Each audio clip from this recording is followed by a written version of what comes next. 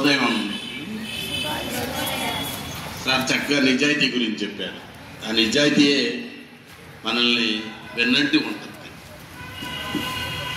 తిన్నా తినపోయిన నిజాయితీ కలిగినటువంటి వ్యక్తి తలెత్తుకుని మరీ తిరగలుగుతాడు, తప్పు చేయలేదు కాబట్టి. సో మనం చెప్పాము సుమతి శతకం గురించి, వేమన శతకం గురించి చెప్పాను. వేమన శతకం అనగానే శతకం అంటే 100 పద్యాలు.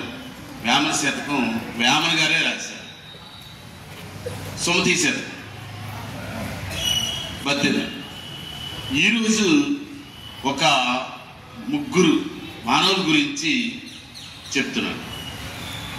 నీచులు, మధ్యములు, ఉత్తములు.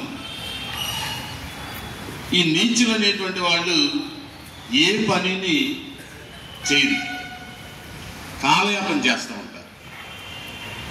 పరీక్షల ఎప్పుడో ఏప్రిల్లో ఉన్నాయిగా, అప్పుడు చదువుదాంలే అని అసలు వాటి గురించి ఆలోచించరట. మధ్యములు వాళ్ళు ఏం చేస్తారంటే కొంచెం మొదలు పెడతారు హడావుడిగా, సగంలోనే దాన్ని వదిలేస్తారు. నీచులు అయిపోయింది, మధ్యములు అయిపోయింది. ఉత్తములు వాళ్ళు ఏం చేస్తారంటే ధైర్యం అనేటువంటి ఉత్సాహంతో ప్రారంభించినటువంటి పనిని పూర్తయ్యే వరకు దాన్ని వదలరు. మనం ఎలా ఉండాలంటే ధీరులు, ఉత్తముల లక్షణాలు కలిగి ఉండాలి. నీచుల్లాగా ఏ పని చూద్దాంలే చెందుదాంలే అనేటువంటిది అసలు ఆలోచన రానకూడదు. రేపు అనేటువంటి దానికి రూపు అనేటువంటిది ఉండదు. ఈరోజే చేయాలి. రేపు చేయాల్సినటువంటి పని ఈరోజే చేయాలి. రేపు ఎగ్జామ్ చూసుకోవటం. ఈరోజు మనకి ఒక టెక్స్ట్ బుక్ ఇచ్చారు, ఆ టెక్స్ట్ బుక్లోంచే వస్తాయి.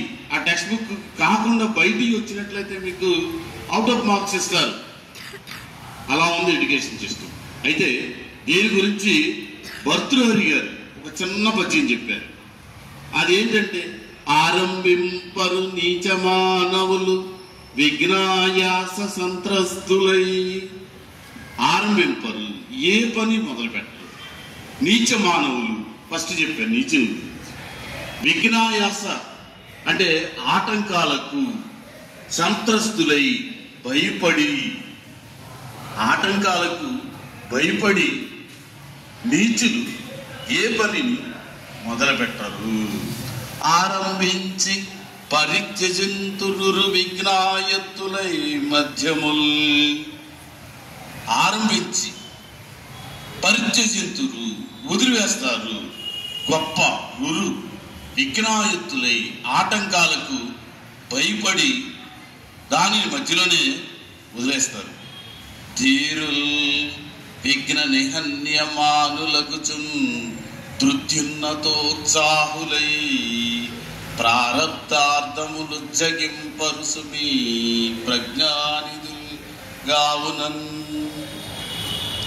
ధీరులు విఘ్న నిహన్యమానులగుచున్, ఆటంకాలు ఎన్నొచ్చినా సరే వాటన్నిటినీ ఎదుర్కొంటూ ధైర్యం అనేటువంటి ఉత్సాహంతో ధృత్యున్నతోత్సాహులై, ధైర్యం అనేటువంటి ఉత్సాహంతో ప్రారబ్ధార్థము మొదలుపెట్టినటువంటి పనులను ఉజ్జగింపరు, వదలురు. సుమా ప్రజ్ఞానిధులు, తెలివిగలిగినటువంటి వాళ్ళు.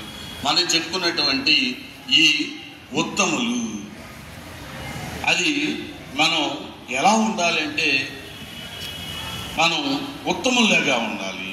అలా ఏ పని ఆరంభించినటువంటి పనిని వదిలిపెట్టడం కానీ, సగంలో చేయటం కానీ ఇలా లేకుండా ధైర్యమైనటువంటి ఉత్సాహంతో మీరు ప్రతి అడుగు ముందుకు వేయాలి. ఎక్కడ ఏ అవంతరాలు వచ్చినా సరే మనం చేయగలము, చెందగలము. మనకి సాధించలేదంటే లేదు. అందుకే చెప్తున్నారు కృషితో నాస్తి దుర్భిక్షం అని చెప్పి. కృషి చేసినట్లయితే నాస్తి అంటే లేదు, దుర్భిక్షం అంటే కరువు. కష్టపడి పనిచేసినట్లయితే కరువు అనేటువంటిది ఉండదు. కృషితో నాస్తి లేదు, దుర్భిక్షం కరువు అనేటువంటిది. కష్టపడి పనిచేసినట్టయితే మన కష్టానికి సంతోషించి అతను డబ్బులు ఇస్తాడు, ఆ డబ్బులతో హ్యాపీగా ఉండొచ్చు. అలా కృషి చేయకుండా మనం ఎవరో దాంట్లో ఏదో ఒకటి రాద్దాము, ఏదో ఒకటి చెందామని పగటి కళలు కన్నట్లయితే అవి నెరవేరవు. కళలు ఎట్లా ఉంటాయంటే, పగటి పొడుపు కళలు ఎట్లా ఉంటాయంటే పనికి చేటు కళలు అనేటువంటివి రాత్రి కాబట్టి మనం హాయిగా నిద్రపోతాం. కానీ ఏ పని చేయకుండా కళలు కనడాన్ని ఏమంటారంటే పగటి కళలు అని చెప్తుంటారు. కాబట్టి మనము ఈ 3 రకాలు, నీచులు, మధ్యములు, ఉత్తములు. నీచులు కాకుండా మనం ప్రారంభించినటువంటి సగంలో కాకుండా ధైర్యమైనటువంటి ఉత్సాహంతో మీరు ఉత్తములుగా మెలుగొందాలని కోరుకుంటూ నేను సెలవు.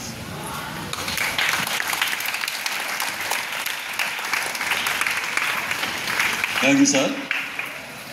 సరే మాస్టర్ చక్కగా మంచి మాటలు చెప్పారు. మరి ఎలా ఉంటారు? నీచుల్లాగా ఉంటారా, మధ్యమముల్లాగా ఉంటారా, ఉత్తమముల్లాగా ఉంటారా? మీరు ఉత్తముల్లాగా ఉండాలి. ఆ మొదలుపెట్టిన పని ముందే నిర్ణయం తీసుకోవాలి. ఒక పనిని మొదలుపెట్టాం, ఒకసారి దానిలో మంచి చెడు మనం సాధించగలమా లేదా అనేది ఒకసారి ప్లాన్ చేసుకోవాలి. మనం ప్లాన్ చేసుకున్న తర్వాత పనిలో దిగిన తర్వాత మళ్ళీ వెనక్కి అడుగేయకూడదు. ఆ పని సాధించే వరకు కూడా మనం విశ్రమించకూడదు. అర్థమైందా? మొన్న సోషల్ ఇంజనీర్ కూడా చెప్పారు కదా, మనం అనుకుంటే సాధించలేనిదే లేదు అనుకుని మనం అనుకోవాలి మైండ్. కాబట్టి మనం ఏదైనా మాట్లాడేటప్పుడు కూడా ఒక్కసారి ఆలోచించుకోవాలి. మైండ్లోకి వచ్చిన థాట్ అంతా మాట్లాడేస్తాం, ఎదుటి మనిషితో తగాదాలు, ఎదుటి మనిషితో గొడవలు. అందుకని ఈ మాట మాట్లాడడం వల్ల ఏం వస్తుంది, ఆవిడ నుంచి రివర్స్ ఏం వస్తుంది అనేది మనం ఒకసారి ఆలోచించుకొని మాట్లాడామనుకోండి, మనకి జీవితంలో ఎక్కడ ఇబ్బందులు రావు. మరి నేను చెప్పాను కదా, ఈరోజు మండే మరి తెలుగు మాస్టర్ ఏం చెప్పారు, మళ్ళీ నెక్స్ట్ మండే అడుగుతాం. ఎవరైతే ఇక్కడ ఇంటర్ లేదో నేను ఇందాక నుంచి అబ్జర్వ్ చేస్తాను, కొంతమంది కాన్సన్ట్రేషన్ ఇక్కడ లేదు, దిక్కులు చూస్తున్నారు, ఎక్కడెక్కడో చూస్తున్నారు. వాళ్ళని నేను గుర్తుపెట్టుకున్నాను, వాళ్ళ మండే అడుగుతాను. విన్నారా? క్లాస్లో ఎలా కాన్సన్ట్రేషన్ ఉంటుందో ప్రేయర్లో జరిగే ప్రతి కార్యక్రమంలోనూ మనం ఏకాగ్రత కోల్పోకూడదు.